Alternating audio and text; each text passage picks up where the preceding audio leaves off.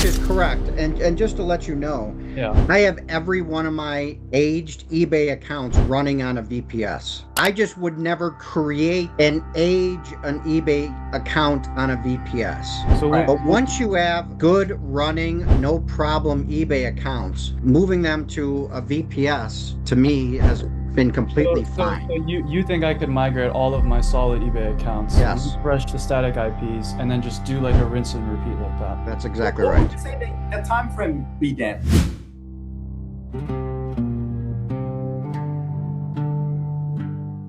Now they are the mom and pop shops, right? For like the thrift stores, they don't have eBay accounts. Mm-hmm. You So know, make- and if you they make do one have for eBay them. account, it's a old ass eBay account since 1999 that they're not even using. Mm-hmm. You know, man. So if I can come to them and like, you got all this stuff that just sitting there, as far as the used items, you know, here's a profile. This is how I do things. I do, you know, man, your used items plus, you know, man, plus drop shipping items, but I get to use you. You know, what I mean, you get to be the controller of the account because I need your information instead of mine. So if that Jonathan, account, is that what you're asking? Are you asking about, being able to create more eBay accounts because you need more people? Is that what the question is? as far as Or are you questioning about IP stuff?